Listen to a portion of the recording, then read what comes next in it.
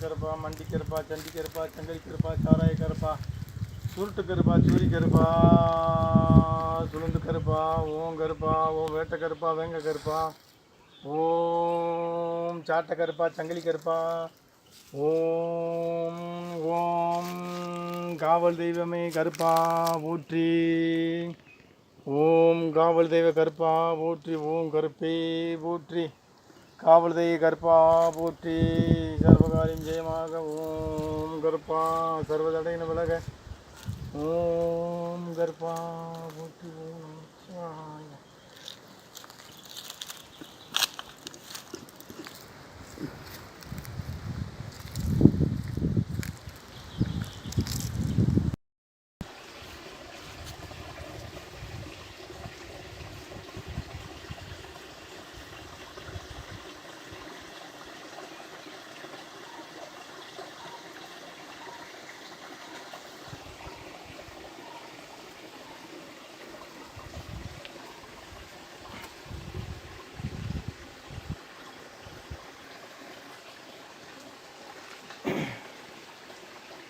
இப்பொழுது போகர் பெருமான்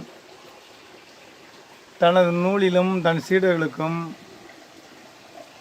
ஒவ்வொரு மூலிகைகளை பற்றியும், வண்டுகளை பற்றியும், பூச்சிகளை பற்றியும், பறவைகளை பற்றியும், மண்களை பற்றியும், லோகங்களை பற்றியும், வாசனங்களை பற்றியும் அதிகம் கூறுகின்றார். அவர் ஆராய்ச்சி செய்யாத பொருளே கிடையாது.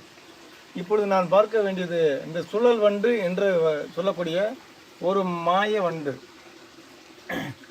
ஒரு மனதின் கவலை நீக்கும் ஒரு மர்ம வண்டு, மனக்கவலை நீக்கும் மர்ம வண்டு.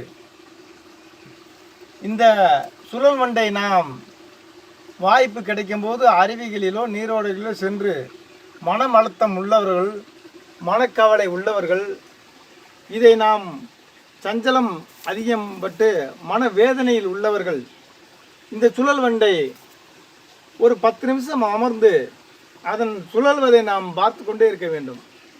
பார்த்து கொண்டு இருந்தாலே மனதில் உள்ள அழுத்தமெல்லாம் நீங்கி, மனதில் நம்முடைய மன அழுத்தத்தையும் மன சுமைகளையும் மன சஞ்சலத்தையும் அந்த அலைகளை அது வாங்கக்கூடிய சக்தி ஈசன் அதற்கு அளித்திருக்கின்றார். அதை நாம் அந்த நிலையோடு பார்த்து நம்முடைய மன அழுத்தத்தை அதை தவிர்த்து கொள்ளலாம். இதை கொன்று மை செய்கிற முறை சித்தர்கள் சொல்லவில்லை, அது சாபமான முறை. இதை அன்போடு அமைதியோடு அது சுழல்வதை நாம் பார்த்தாலே நம்முடைய கவலைகளையும் நம்முடைய சஞ்சலங்களும் நம் மனதில் உள்ள மன அழுத்தங்களும் நீங்கும்.